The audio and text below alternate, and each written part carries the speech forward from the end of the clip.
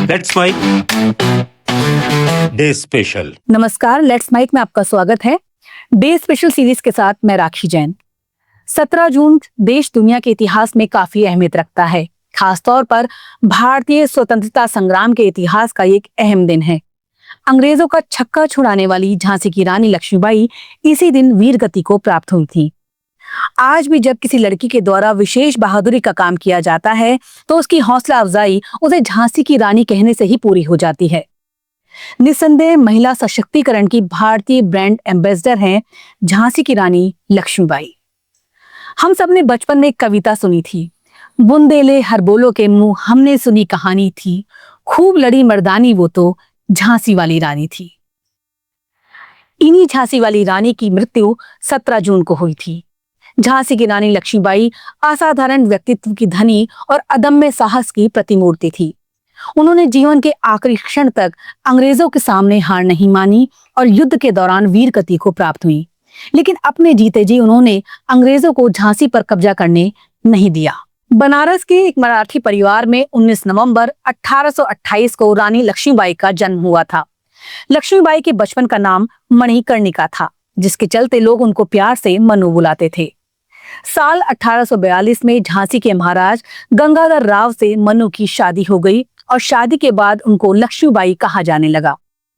शादी के बाद लक्ष्मीबाई ने एक पुत्र को जन्म दिया, लेकिन वो पुत्र सिर्फ 4 महीने जीवित रहा। इसके बाद लक्ष्मीबाई की किस्मत करवट लेने लगी। विवाह के 11 साल बाद महाराज गंगाधर का भी निधन हो गया।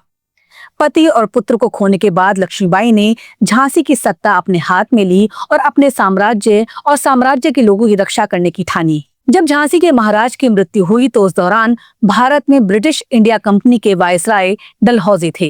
डलहौजी को यह समय झांसी पर कब्जा करने का सबसे बेहतर समय लगा, क्योंकि इस समय झांसी की रक्षा करने और जंग लड़ने वाला कोई नहीं था।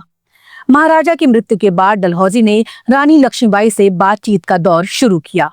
अंग्रेजी हुकूमत लगातार रानी लक्ष्मीबाई पर दबाव बना रही थी। वहीं लक्ष्मीबाई को भी ये समझ आ गया था कि अंग्रेजों की नजर उनके राज्य पर है। ऐसे में रानी लक्ष्मीबाई ने अपने पति के चचेरे भाई दामोदर को अपना दत्तक पुत्र बना लिया। लेकिन ब्रिटिश हुकूमत लक्ष्मीबाई के दत्तक पुत्र को उत्तराधिकारी मानने से इनकार कर देती है और लक्ष्मीबाई के खिलाफ हो जाती है। वहीं अंग्रेजी हुकूमत झांसी के किले के बदले रानी को 60,000 रुपए पेंशन देने की पेशकश करती है। रानी लक्ष्मीबाई ने अंग्रेजों के प्रस्ताव को ठुकरा दिया। उनका जवाब था, मैं अपनी झांसी नहीं दूंगी, और अंग्रेजों के खिलाफ युद्ध की तैयारी शुरू कर दी। उन्होंने अपनी सेना को संगठित किया, महिलाओं को भी युद्ध कला सिखाई। तत्कालीन क्रांति की लहर 1857 में उठी तो रानी लक्ष्मीबाई उसका सबसे चमकता चेहरा बन गई। 23 मार्च 1858 को ब्रिटिश सेना ने झांसी पर हमला कर दिया। रानी लक्ष्मीबाई ने अभूतपूर्व नेतृत्व दिखाया। एक और वो प्रशासन चलाती रही, दूसरी ओर युद्ध का संचालन करती रही। झांसी के किले की दीवारें तोपों से दहाड़ने लगी। 30 मार्च को अंग्रेज दीवार में सेंध लगा चुके थे, पर रानी ने हार नहीं मानी।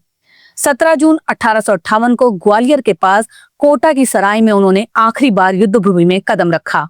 बेटे दामोदर को पीठ पर बांधकर वे घोड़े पर सवार हुई और दुश्मनों का सामना करने लगी। रानी लक्ष्मीबाई की मृत्यु को लेकर कई मत हैं। कुछ कहते हैं उन्हें अंग्रेजी सैनिक ने पीछे से गोली मारी, कुछ कहते हैं तलवार से उनकी हत्या कर दी गई। पर जो बात सबसे महत्वपूर्ण है वो ये है कि रानी ने अंत तक हार नहीं मानी। वो जिंदा नहीं पकड़ी गईं, उन्होंने अपने प्राण त्यागे, पर झांसी को नहीं। आप सुन रहे थे लेट्स माइक की विशेष प्रस्तुति। इस पर आपकी राय का रहेगा इंतजार। लेट्स माइक के कमेंट बॉक्स में जरूर बताइएगा। आप सब लीक से हटकर बनाए हमारे कार्यक्रम पसंद करते हैं, इसके लिए आपका दिल से आभार। चैनल को लाइक और सब्सक्राइब जरूर करिए और जुड़े रहिए लेट्स माइक के साथ। नमस्कार। आप सुन रहे थे let's mic more than radio. Follow कीजिए हमें हमारे सोशल मीडिया प्लेटफॉर्म्स पर। It's time for news. It's time for more than radio.